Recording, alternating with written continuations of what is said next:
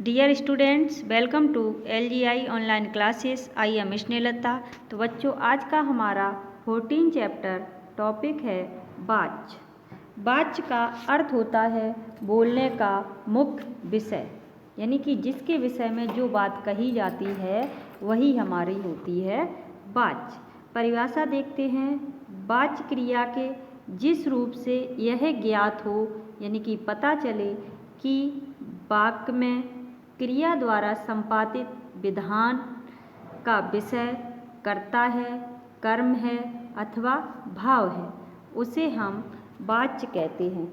यानी कि जब हमें किसी वाक्य के द्वारा ये पता चलता है, जो वाच्य होता है उसके द्वारा हम ये पता लगा लेते हैं कि जो वाक्य लिखा हुआ है वो कर्ता के विषय में कहा जा रहा है या कर्म के विषय में कहा जा रहा है या फिर भाव के विषय में कहा जा रहा है। तो सीधा सा मतलब होता है कि क्रिया के जिस रूप से इस बात का बोध हो कि वाक्य में कर्ता, कर्म अथवा भाव किसके अनुसार प्रयुक्त हुए हैं, वाच्य कहलाता है।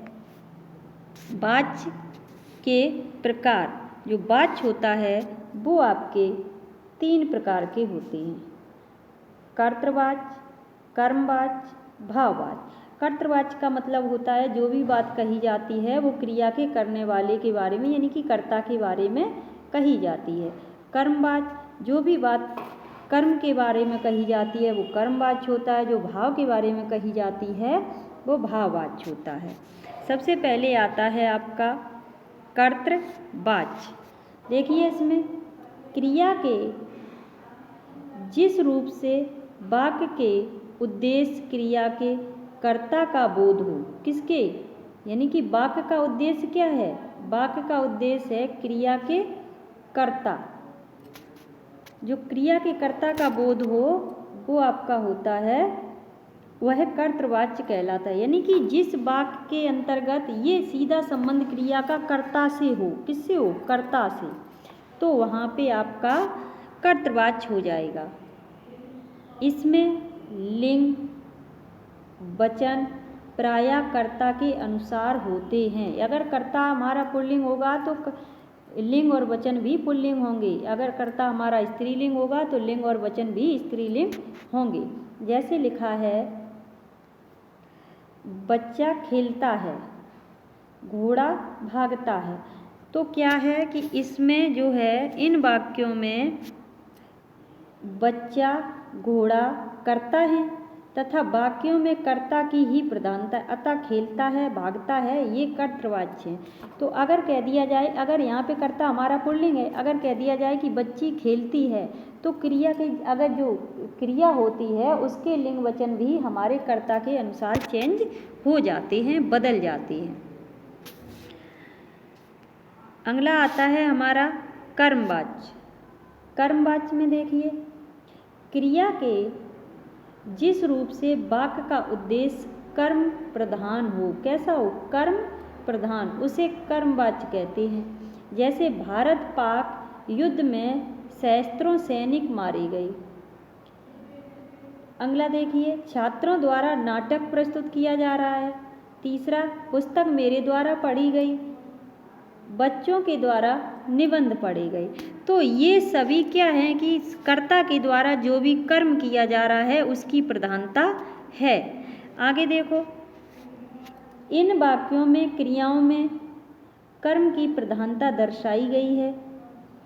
उनकी रूप रचना भी कर्म के लिंग, वचन और पुरुष के अनुसार है। किसके अनुसार? लिंग, वचन और पुरुष के अनुसार हुई है। क्रिया के ऐसे रूप को कर्मवाच्य कहलाते हैं। यानी कि सीधा सा मतलब है कि जिन वाक्यों में कर्म की प्रधानता होती है, क्रिया का सीधा संबंध कर्म से होता है, वहाँ कर्मवाच्य होता है। इसमें क्या होता है कि जैसे लिखा है कि बच्चों द्वारा गाने गाए जाते हैं, अध्यापक द्वारा प्रशंसा की जाती है, तो ये होता है हमारा कर्मवाच्य। तीसरा आता है भाववाच्य। इसमें देखो, क्रिया के जिस रूप से, किसके? क्रिया के जिस रूप से वाक्य का उद्देश्य केवल भाव क्रिया का अर्थ होता है, अर्थ ही जाना जाए, वहाँ भाववाच्य होता है। इसमें कर्ता, कर्म की प्रधानता नहीं होती है। जो भाववाच्य होता है उसमें कर्ता की और कर्म की प्रधानता नहीं होती है, अतः यहाँ पर भाव की प्रधानता होती है। इसमें मुख्यतः अकर्मक क्रिया का ही प्रयोग होता है, कोई भी क्रिया सकर्मक नहीं होगी। और साथ ही प्रायः निषेधार्थक वाक्य ही भाववाच्य में प्रयुक्त होते हैं, जिनका अर्थ निषेध होता है। निषेध का मतलब जिनके अर्थ पर रोक लगती है वो होते हैं आपके निषेधार्थक। किसी क्रिया पर रोक लगती है, सीधा सा मतलब है। क्रिया पर जब रोक लगती है तो वो होते हैं निषेधार्थक। भाववाच्य में प्रयुक्त होते हैं। इसमें जो भाववाच्य होता है इसमें क्रिया सदैव पुल्लिंग अन्य पुरुष के एक वचन में होती है। जैसे लड़का पत्र लिखता है, तो यहाँ लड़का एक है, लड़कियाँ पत्र लिखती हैं, तो यहाँ बहुवचन है। तो यहाँ पे जो है क्रिया जो है वो अन्य पुरुष के एक वचन में होती है। जो क्रिया है वो अन्य पुरुष तो है, परंतु क्या है, एक वचन है उसका। तो सीधा सा मतलब होता है भाववाच्य में कि जब जिस वाक्य में कर्ता न तो कर्ता प्रधान हो न ही कर्म, बल्कि क्रिया में भाव की प्रधानता हो, क्रिया का सीधा संबंध भाव से हो, तो वहाँ पे हमारा भाववाच्य होता है। तो बच्चों इस वीडियो में इतना ही। वाच्य परिवर्तन सेकंड वीडियो में। धन्यवाद।